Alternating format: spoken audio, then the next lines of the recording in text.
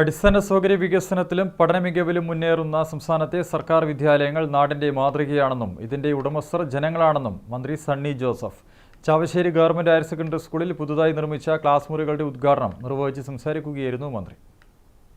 കലാകായിക മികവിലും പഠനത്തിലും സർക്കാർ വിദ്യാലയങ്ങൾ വലിയ മുന്നേറ്റമാണ് നടത്തുന്നത്. കാലത്തിനനുസരിച്ച് സാങ്കേതിക മികവിലും റോബോട്ടിക് സയൻസിലും നിർമ്മിത ബുദ്ധിയിലുമെല്ലാം ലോകം മാറുകയാണ്. ഇതിന് അനുസൃതമായ വിദ്യാലയങ്ങളുടെ സൗകര്യങ്ങൾ കുട്ടികൾ പ്രയോജനപ്പെടുത്തണം. ഗുണനിലവാരമുള്ള വിദ്യാഭ്യാസം സമൂഹത്തിൽ നല്ല തലമുറകളെ സൃഷ്ടിക്കുമെന്നും മന്ത്രി സണ്ണി ജോസഫ് പറഞ്ഞു. ഹയർ സെക്കൻഡറി സ്കൂളിൽ വരുമ്പോൾ അധ്യാപകരും രക്ഷിതാക്കളും എല്ലാവരും പറഞ്ഞ പരാതിയുടെ ഒരു വലിയ കെട്ട് തന്നെയായിരുന്നു അടിസ്ഥാന സൗകര്യങ്ങൾ, ക്ലാസ് മുറികളുടെ അഭാവം. അതാണ് ഒന്നാമതായിട്ട് ചൂണ്ടിക്കാണിച്ചത്. അന്ന് പറഞ്ഞു, പകൽ സമയത്ത് കുട്ടികൾ പഠിക്കുന്ന സ്ഥലം രാത്രി സമയത്ത് നായ്ക്കുട്ടികൾ സ്വീകരിക്കുന്ന ഓപ്പൺ സ്റ്റേജ് ആണ് എന്ന് പോലും അധ്യാപകരെ പറഞ്ഞു ഞാൻ ഓർമ്മിക്കുകയാണ്.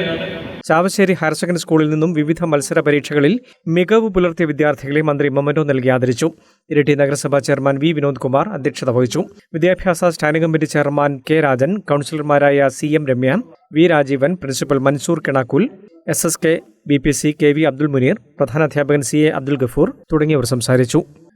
News bureau, Mattannur.